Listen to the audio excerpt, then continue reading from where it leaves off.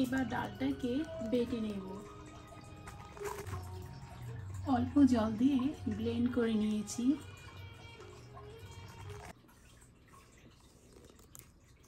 মাসকলাইয়ের ডালটাকে ভালোভাবে ব্লেন্ড করে আমি এখানে রেখেছি 1 কাপ।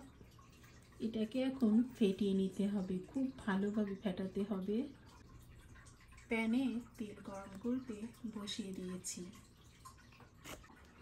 রসটা তৈরি করার জন্য রসগোল্লার তো রসটা মাস্ট তৈরি করতেই হবে, তাই জন্য নিয়েছি চিনি, নিয়েছি পাটালি গুড়।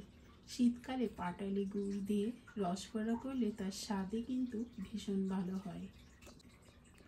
একটা পাত্রে আমি জল গরম করতে বসিয়ে দিয়েছি। রসগোল্লাটা ফেটানোর সময় আমি একটু লবণ দেব, সেটা গুছিয়ে নিয়েছি। এবার এই ফেটানো ডালের ভিতর লবণটাকে দিয়ে দিলাম।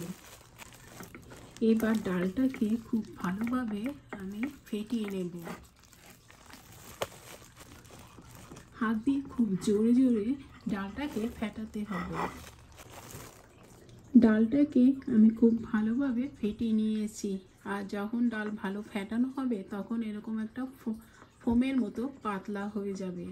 তো এই ডালটা আমার ফেটানো কেমন হয়েছে দেখার জন্য একটা বাটিতে আমি জল নিয়ে দেখাবো। একটা বাটিতে আমি জল নিয়েছি। এবার আমি ফেটানোটা ভিতরে রাখছি।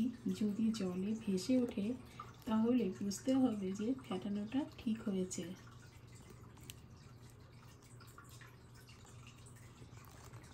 তো আমার সবগুলোই ভাসছে, তার মানে আমার ফেটানোটা ঠিক আছে। এবার গরম তেলের ভিতর আমি ছোট ছোট করে বড়াগুলো ছাড়বো।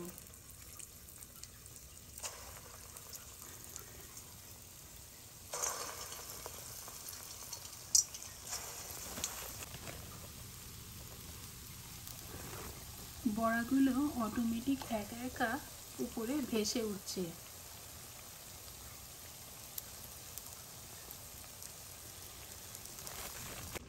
অপরদিকে জলটা আমার গরম হয়ে গিয়েছে। এখন আমি পাটালিটাকে ছাড়ছি, সাথে চিনিটাকেও দিয়ে দিচ্ছি।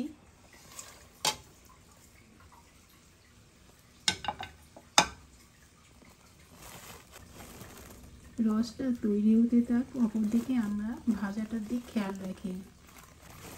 এখন আমি বড়াগুলোকে একটু উল্টিয়ে দেব।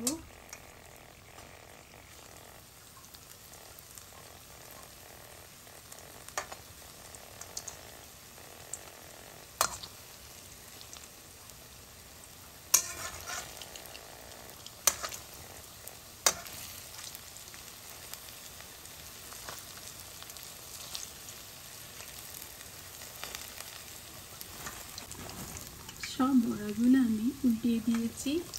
বড়াগুলো যদি খুব ভালো ফেটানো হয় তবে ভাজার পরে এর ভিতর খুব ভালোভাবে রসটা ঢুকতে পারে।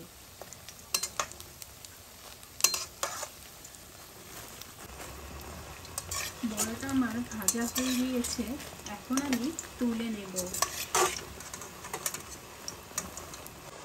অপরদিকে আমার রসটা এখনো কমপ্লিটভাবে তৈরি হয়নি, তাই জন্য রসে দিতে পারলাম না।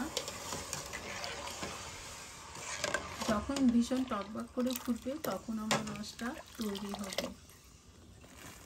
আবার আমি নেক্সট ব্যাচটাও দেব।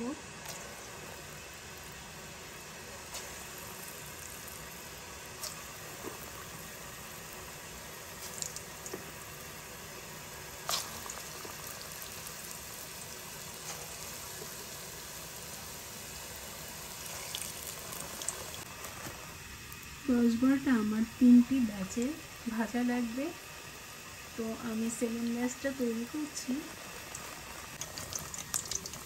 দর্শক ফ্রেন্ড, অনেক সুন্দর ফেটানো হওয়ার কারণে দেখুন কেমন সুন্দর ফুটো ফুটো হয়ে ফাঁপা হয়ে বেরিয়ে যাচ্ছে। আর এই ফুটো হলে এরকম চারিদিকে ছোট ছোট ছিদ্র থাকলে তবে কিন্তু রস খুব ভালো ঢুকে যায় আর খেতেও বেশি টেস্ট আসে।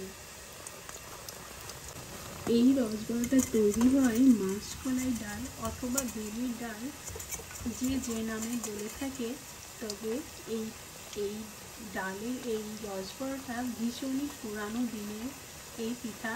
শীতকালে অনেকেই এটা বাড়িতে তৈরি করে। তো আমার হাজব্যান্ডের ভীষণ পছন্দ, তাই জন্য আমি এই বড়াটা তৈরি করছি।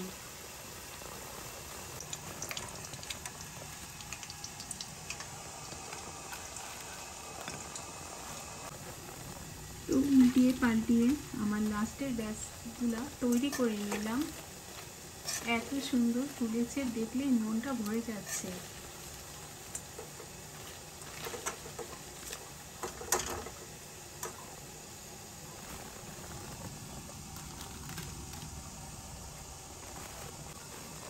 আপনাদের দেখাচ্ছি দর্শক ফ্রেন্ড, রসটা যখন এই অবস্থায় থাকবে তখনও কিন্তু দেয়া যাবে না। ভীষণই টকটক করে ফুটবে, যাতে করে কোনো কাঁচা না থাকে জলটা, সেই অবস্থায় দিতে হবে, না হলে কিন্তু কমপ্লিট টেস্ট আসবে না।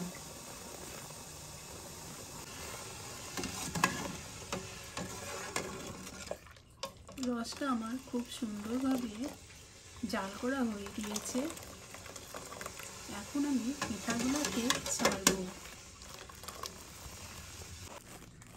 বড়াটাকে এখন আমি তুলে নিচ্ছি।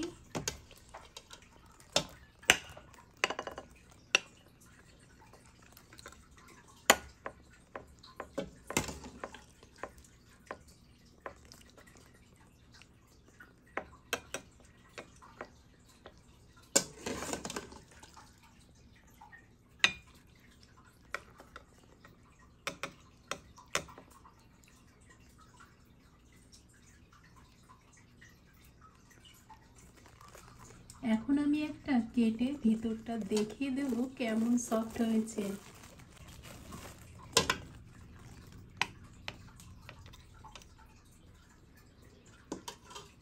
এখন আমি একটু কেটে দেখিয়ে দিচ্ছি কেমন সফট হয়েছে, ভিতরে কেমন রসটা ঢুকে গিয়েছে, চাপ দিলে ভেঙে যাচ্ছে। আমি অনেক রাত্রে এটা তৈরি করছি। এখন আমি ওভারনাইট সারা রাত এটাকে রসে ভিজিয়ে রাখবো, তারপর ঠান্ডা ঠান্ডা সার্ভ করতে হবে।